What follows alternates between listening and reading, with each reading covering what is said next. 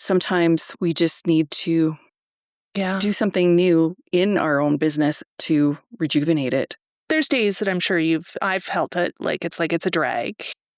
What allows you to identify that if it's just a moment in time or there's something bigger that you need to take a look at?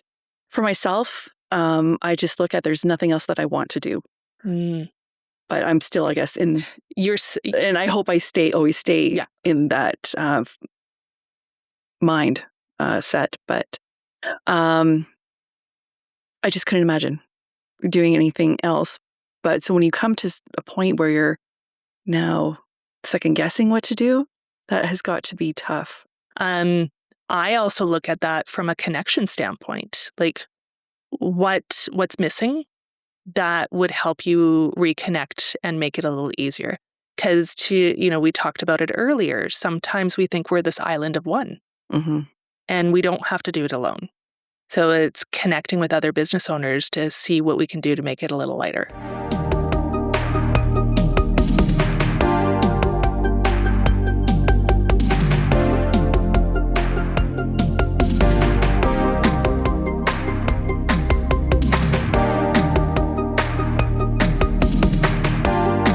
Welcome to the Karas Wright Show. I'm Karas Wright, and I am so excited to have you with me today.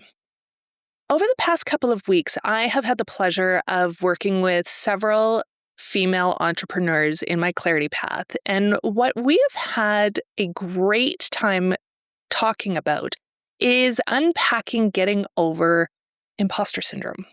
And that little pieces of self-doubt that creeps in as we are moving forward with momentum in our business. It is debilitating at times. However, it is also a great thing to sit down and have conversations about so that you can realize that you're not alone. And so through the course of being able to unpack this with these beautiful women is that, you know what, we all have elements of our business that we feel strong in, and then we have elements in our business that we feel a little bit of shaky in. And being able to have the power of community is what brings us together. And so I am thrilled to have Jeannine Coupland here from Pisces Acupuncture, and she and I have known each other for several years. I mean, oh my goodness, we have been through a lot together over the past, how long have we been friends? Oh my 15 gosh. years? 10 years? Something along 10 that. years. 10 years? Long time. Yeah, amazing. And I mean, that imposter syndrome pipes up every once in a while.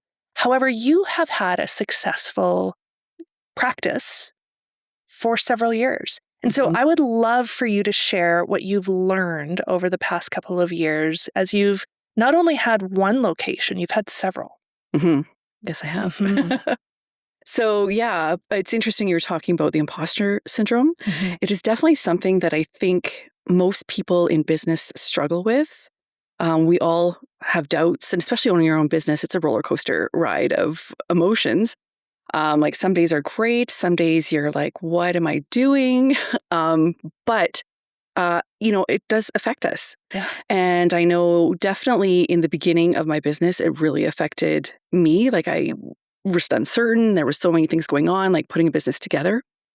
But I do remember thinking, oh, like, can I really do this? Like, can I do this? And, then I have to sit back and then just watch, what my clients are experiencing. And then also, if I was also doubting myself and then watching other acupuncturists or going to other acupuncturists, they're not doing anything like that I would do differently, or I might do some things differently. But I mean, like as far as like acupuncture points for specific healing purposes, I'm like, we're all on the same page. So, I just have to keep telling myself that, like, I do know this, we can get through this, or I can work myself through this feeling of the imposter syndrome, I guess. Yeah, that the little automatic negative thoughts that pop in our heads. Yeah. Right? That just kind of whittle in and they create a lot of chaos. And it's quieting the noise. So something you said there was really interesting is that to help you along that is being able to watch other practitioners and go and reinforce, yeah, I'm doing that and I'm doing it well.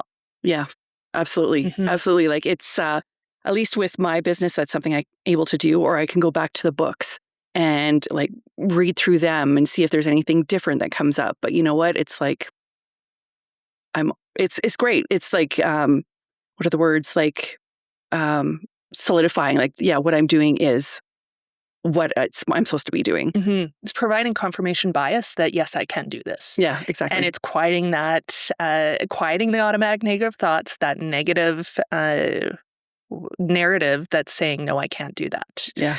And so really it's interesting because even when I think about my own practice, we were talking about this just before the show started. In coaching, we have similar mechanisms where we can intentionally step into a coaching supervisory or mentor coaching or even just trading so that we can get confirmation that are we on the right track?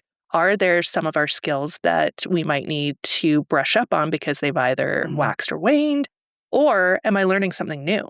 And so when I think about imposter syndrome, what comes in is that sister, which is perfectionism, and how do we cut that down? And remember that it's about learning and it's about progress, not about perfection, so that we can move forward. Oh, absolutely. I was actually just thinking about that before I came in today. Even still, there's some things that are holding me back because I want it to be perfect when I do it. And I tell myself I have to stop. Just do it and work through it. Because the more, you start doing it, then it'll come out. It'll work out in the end. But I think for me, the main thing that I still need to do is more like videos or reels. So people actually have a face to a name. Because I think right now most people, like if they just popped up my business and didn't know me, it would just be a name and not. And a great logo. Great logo on the website. Oh, thanks. Yeah, I love that. So you've been in business how many years now? Well, I started acupuncture in Okotoks in 2015, and I've had my own business since 2017. Okay. You've been through a lot. There was COVID, which shut you down. What have you, and then you also have had a couple of different your main locations here in Okotoks, but you've had a couple of different satellite locations as well. And so what have you learned over the years of being in business since 2015? Wow, that's big question. It's a big question. Big question. Lots. Like, so I have had I still do have a satellite office in Bassano, which is a small community just outside of Brooks.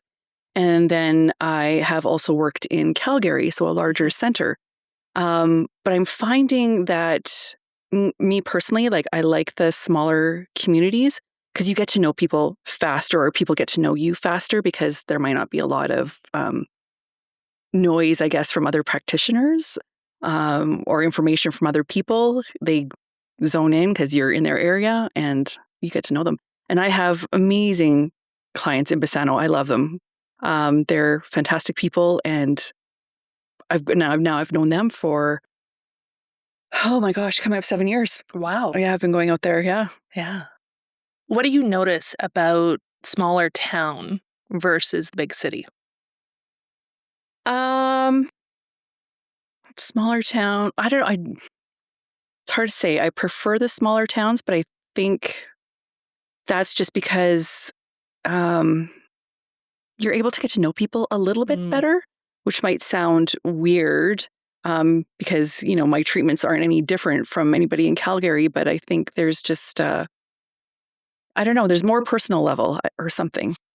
I hear connection at that. Yeah. Maybe it's because it's not the hustle and bustle of the city. They're not trying to get in and get out to the next thing. And so there's a little bit of opportunity to sit down. And I've found in my experience when I was a bank manager, because I've managed small town branches in Milo, Arrowwood, Okotoks, and then several branches in the city, is that there is a difference depending on the location. You're moving, you're shaking, you got to get to the next thing. You're trying to fit things in, get the kids to all their different activities.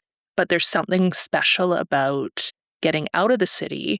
And I think it's part of the reason why many people settle outside the city but still work inside. Yeah, that's true. That's true. Lots of people, yeah, I agree. Lots of people do move out of the city, but either continue to work there or commute. Yeah, whichever, yeah. For sure. You chose Okotoks for a reason. So what had you settle out here? Actually, it's kind of a funny reason. So back years ago, when I was married, I always wanted to live in Calgary or down here because I was up by Edmonton. And but it just didn't work out. And then we got divorced and he remarried and she ended up getting transferred to Okotoks. Oh, so funny. Yeah. So you got your opportunity to move down south. Yeah, because the kids were with me. So, and he really wanted to be around the boys. So, yeah, he's like, if I get you a job down here, will you move down here? And I was like, okay, sure. And yeah, he went out and found a place that was looking for an acupuncturist. And then I won too, because I'm like, this is where I wanted to be. And I love it here. Wow. It was meant to be. Mm-hmm. Yeah, absolutely. Yeah. Universe, you ask the universe for something and it provides, which is amazing. Yeah. Now, there's a lot of people that love acupuncture and there's a lot of people that are scared of it. Yes. So walk through, what does the experience like? I love acupuncture. You're my acupuncturist, as a matter of fact. So I'm a little biased, but walk through what that experience is like. So when somebody comes to see me, before they come in, I'll have them fill out an online form just to get their health history background. So with acupuncture, I don't want someone to come in and say, oh, I have shoulder pain, and me just work on their shoulder. I want to know like what's going on inside your body that's maybe not helping the shoulder get better. We want to fix the body from the inside out.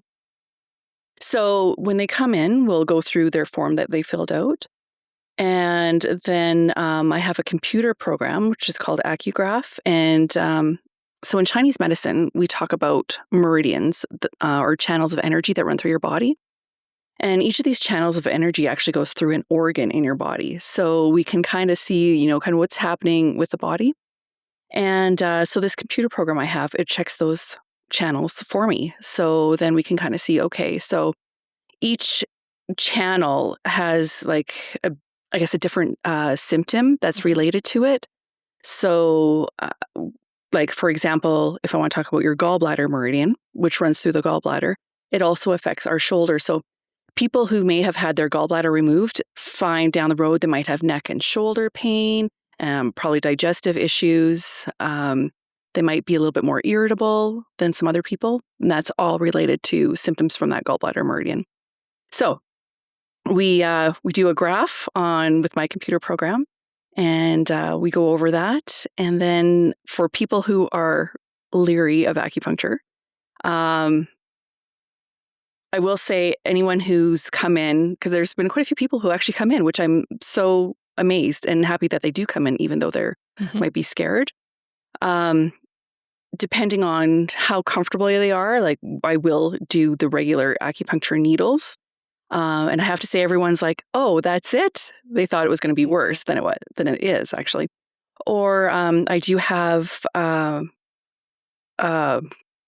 little electrostimulator that I will use that I can use on acupuncture points instead of using needles for people who are scared. Or for young children, I'll do that on them as well. And I'll usually use that stimulation on their ear for anybody who comes in, because our ear actually represents our whole body. So everything that we want to work on, we can work on through the ear. Just like reflexology, they work through the feet or the hands. The ear's the same way. So then I'll do some electrical stimulation on their ear to help with whatever situation is going on in their body. There's so much there. Things that are happening in our body in one space may have a connection to something else that's happening. Absolutely. There's you and I have had many conversations about the somatic response in our body from mental challenges that we may have. So when you and I first got connected, I was having some severe issues with neuropathy, not able to feel my hands and feet. And you had me, I lovingly call it my Wolverine claws, like in my hands and feet, just completely all rolled up with things so that I could feel. And now, several years later, I'm not 100%, but I can feel my hands, I can feel my feet, my mobility is so much better, and all of that. So what is it about the mind-body connection, and how does acupuncture help that? Well, that's really interesting because basically emotions are really important in Chinese medicine.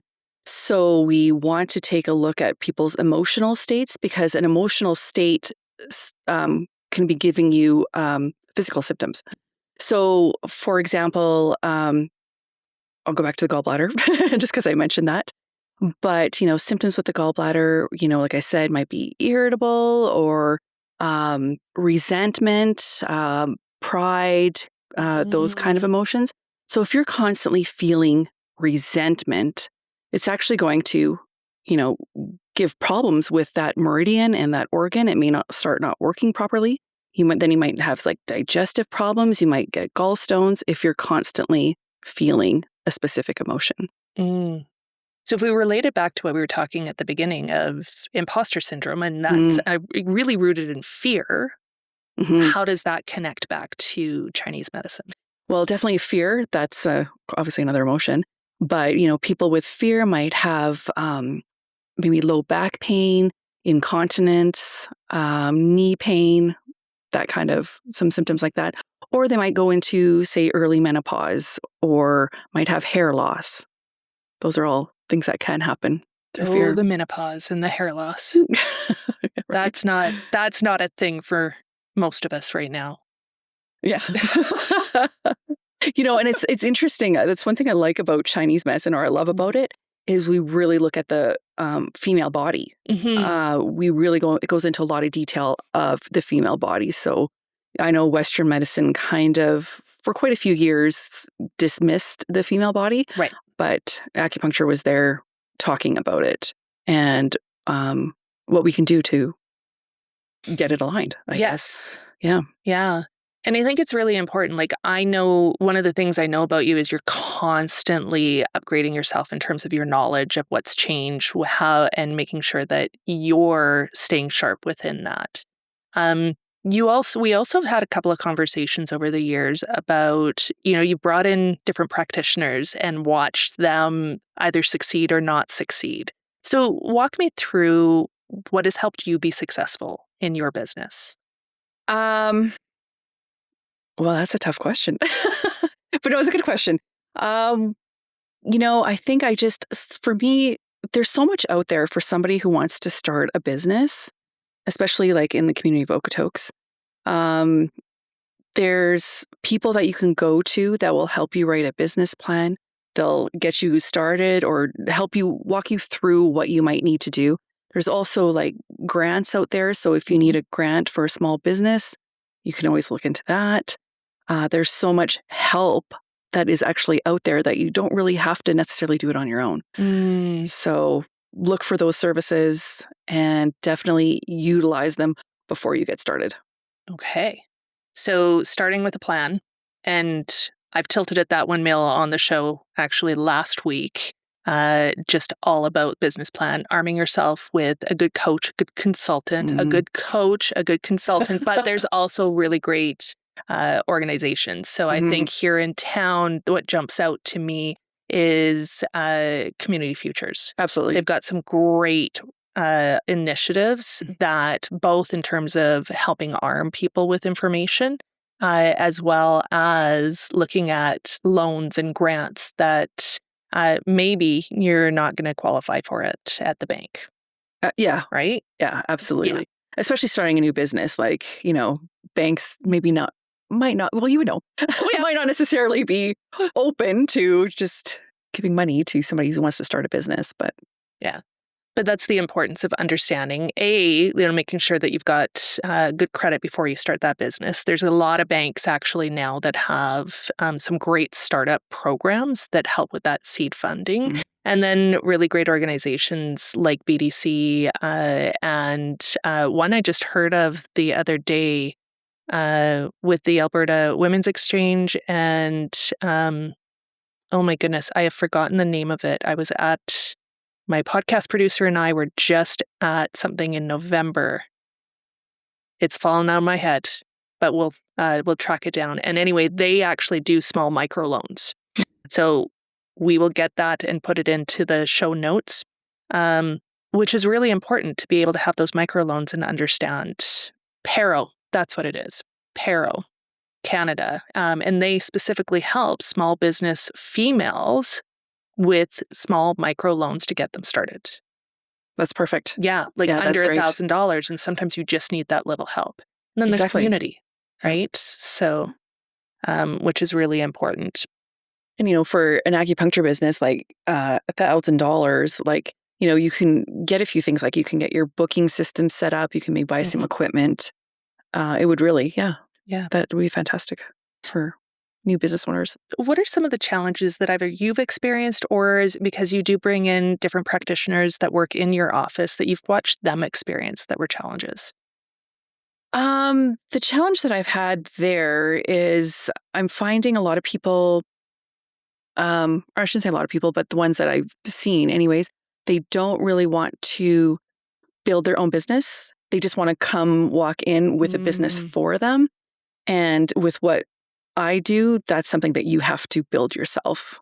There might be a few offices out there, but then you're working for somebody. But if you want to work for yourself, you have to do everything yourself and not expect someone to do it for you.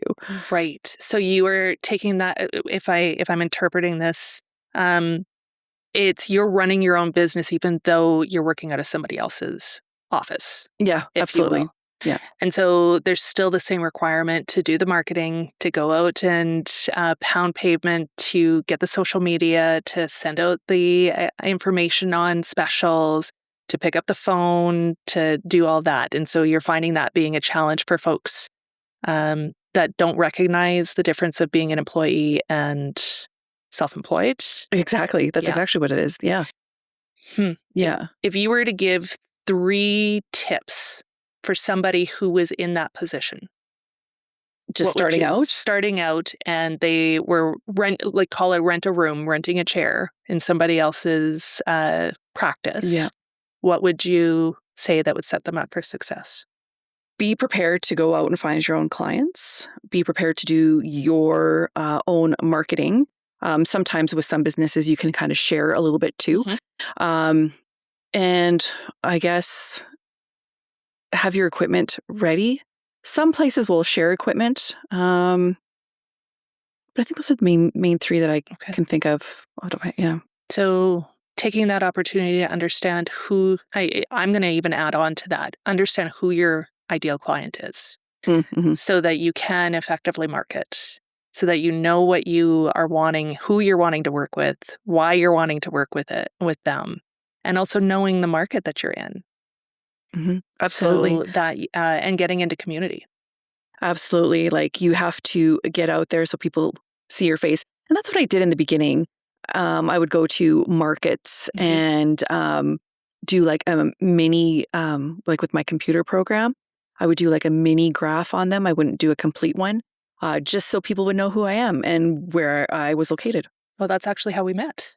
That is how we met. Yeah, yes, we met in Okotoks at a employment trade show that I was at with the bank I was a manager at, and you were doing that with the little AccuGraph thing. So it was exactly what you were doing. Yeah.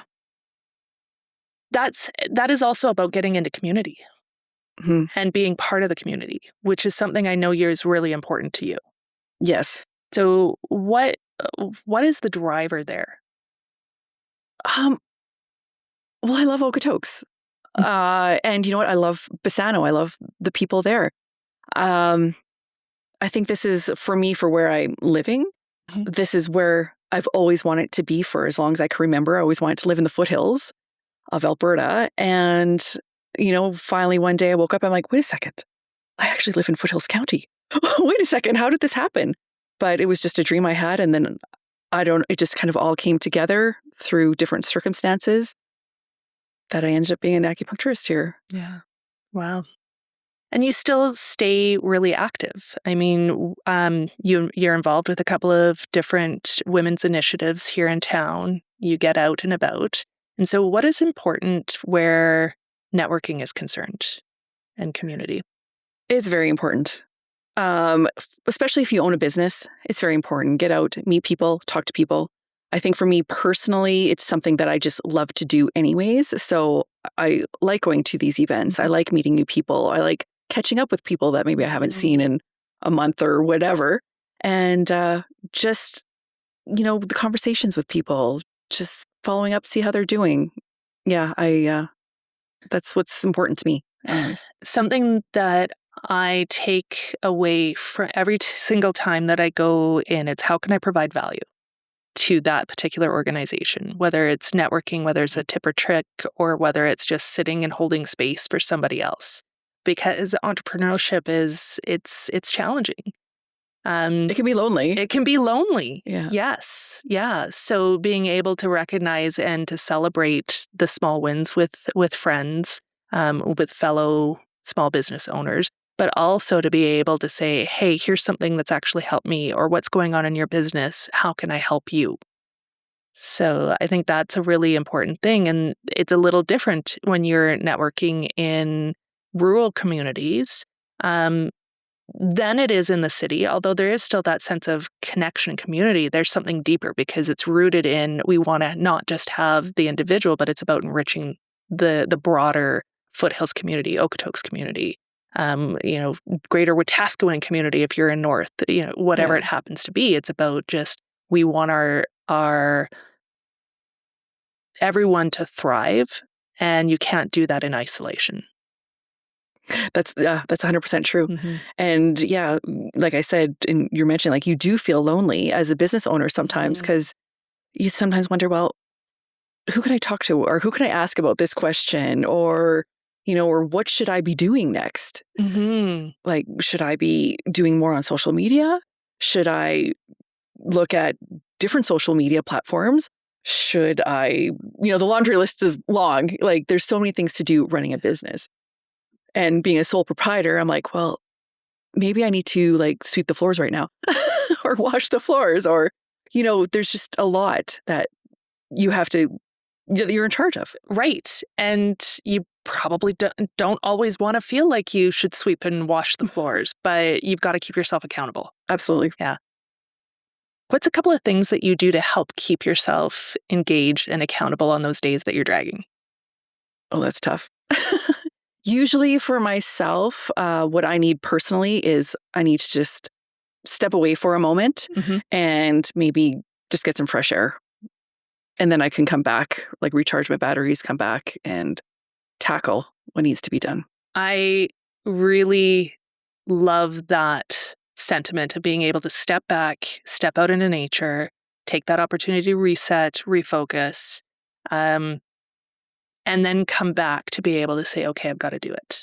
Yeah. Yeah. And you have to do it. And you have to do it. Because it's so easy to put it off till tomorrow. Oh, right? And if you don't, there's ramifications of it. Mm-hmm. Yeah. Yeah, then everything just starts to pile up, and it doesn't take long for things to accumulate. Oh. Very true. Very true. I've always found that is one thing that helps me. And then the other thing is when I'm having that drag where I don't want to do it, I'm like, okay, well, I'm just going to do step 1 of that task. And then all of a sudden that snowballs to step 2, step 3, step 4, or whatever it happens to be. So this week I didn't want to do all of my social media. I batch my social media. And so I was like, okay, well, I'll just do 1 and get that ready to go. And then all of a sudden, by the time I was done, I had, it was an hour done. I had my entire week ready to go, and I didn't have to worry about it. But sometimes just getting the ball rolling. It is. So I will make a list, and I'll look at that list sometime and think, oh my gosh, this is so long. Where do I even begin? But then you get started, and it's like, oh, I can knock this off in an hour. Right? Yeah, it's not that bad. And then the dopamine hit, the checkbox. It's like, oh, I got that one done. Okay, I can do another one. I can do another one. And then all of a sudden, that list is gone. Yeah. Yeah. The other thing that I've found really that works really well is is setting a timer for 20 minutes. And I'm just going to do this task for 20 minutes. And then I'm going to stop. So especially, I do a lot of writing. So between for the business and for I'm in school as well right now. And so if I can just get 20 minutes worth of writing done now, great, done. And then I'll go and take 5-minute break. and then come back. Now, that 5-minute break often ends up being a little bit of laundry when I'm working from home. Or, step out, walk the dog and come back, but it gives you that little bit of a reset. And then all of a sudden you do that a couple of times a day and you've gotten ahead of the game. Yeah, it energizes you, right? Yeah, it totally does. Clears your mind, gets you back into focus. Yeah. That's amazing. So we have a new segment here, and it is called Questions from the Audience. Do you want to play? Sure. All right. So we've got a couple of questions here today. Let me just see what we've got. This one's from Dave. I've built something meaningful, but I'm not happy with my business. I don't feel engaged anymore. What's the smartest way to realign without making a costly mistake? Oh, that's tough. That's an interesting. Yeah, that's interesting. I'm not really sure what the business is. It doesn't say, but what I'm hearing is somebody he's disengaged with his business, but he wants to light up that spark again. Well, that's interesting. Well, I'll give you, I have a couple thoughts if you want, and then if you want to add in. My first thought is reconnecting with your why. So for anything and everything that I do supporting leaders and business owners, it's understanding what's the purpose and what got you into the business in the first place. So go back and reconnect with that why.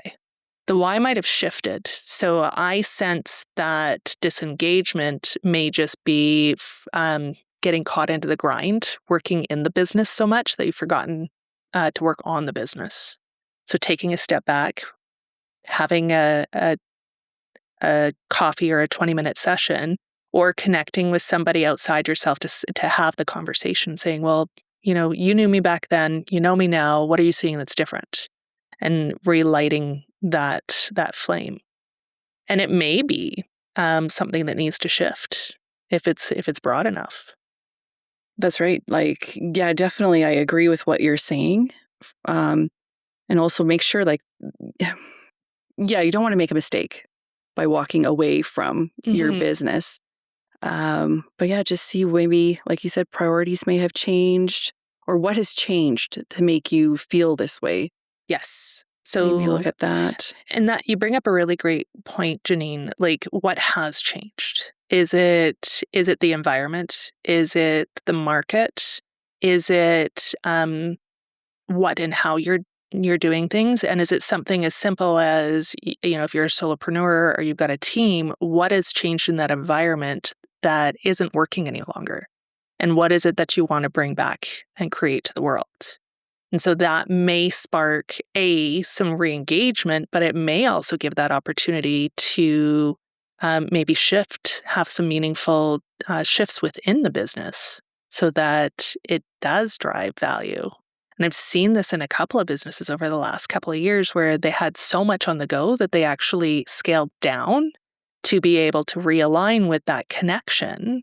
And then all of a sudden, it meant a small team realignment, but they're all excited about where they're going and they're able to move forward. That's fantastic. Yeah. Yeah. Which is kind of cool. Next question.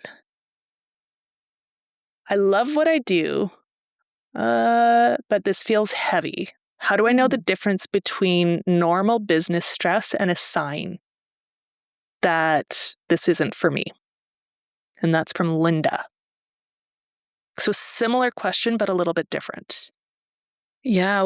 I'm just wondering, what's making her feel so heavy? What has changed? Or maybe, sometimes we just need to do something new in our own business to rejuvenate it. So there's days that I'm sure I've felt it it's a drag. What allows you to identify that if it's just a moment in time or there's something bigger that you need to take a look at?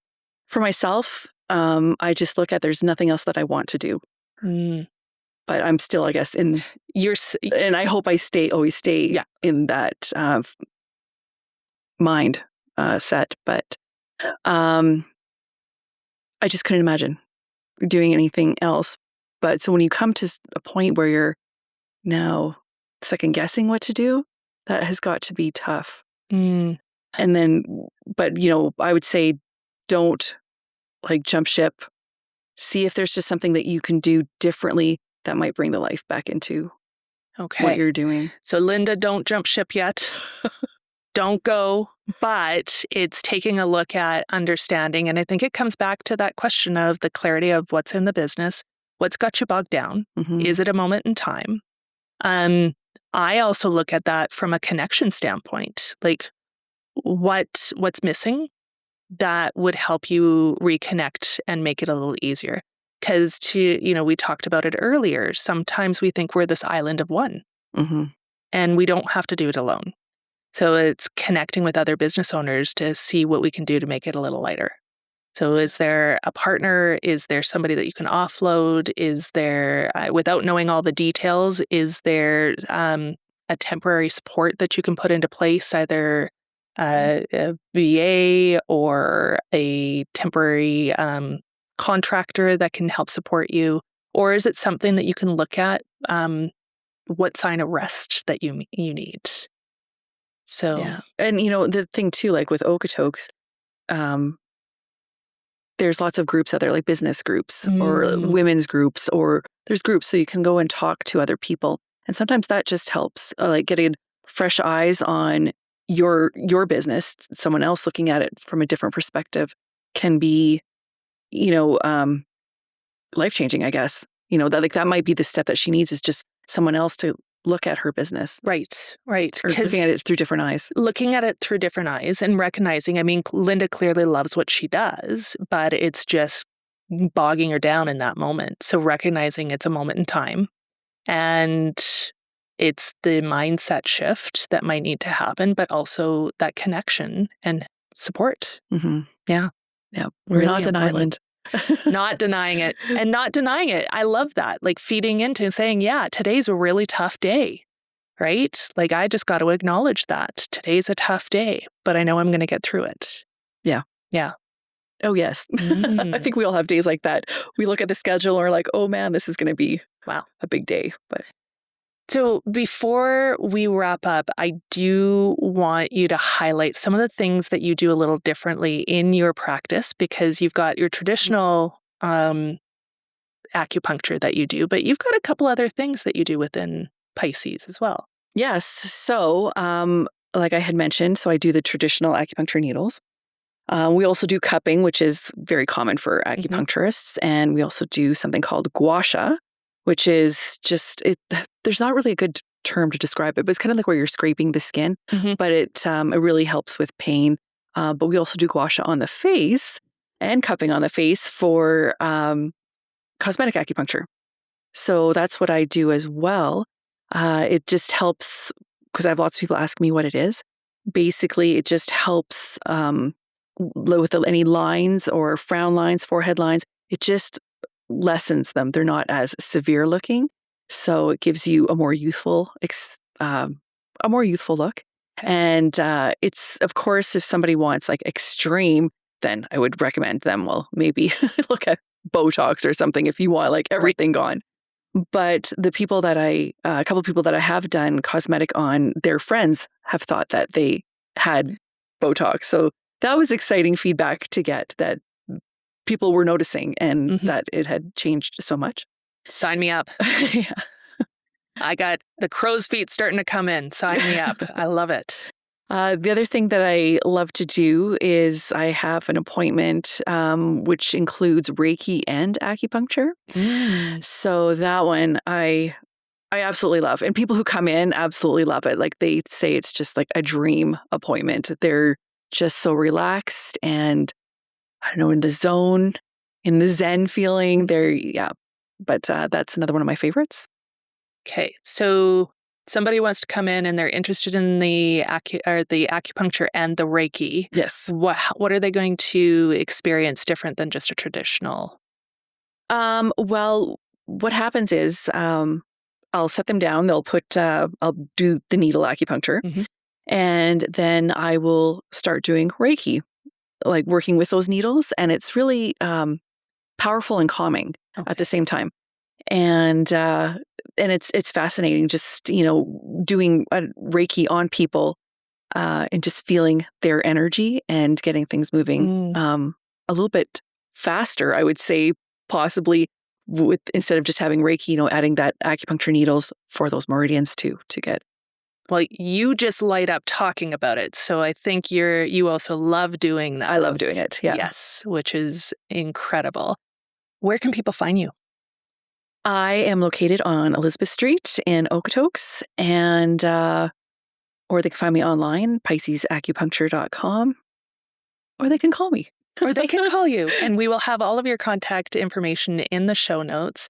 Jeannine, I want to thank you so much for coming and joining me for such a heartfelt conversation, the good, bad, ugly.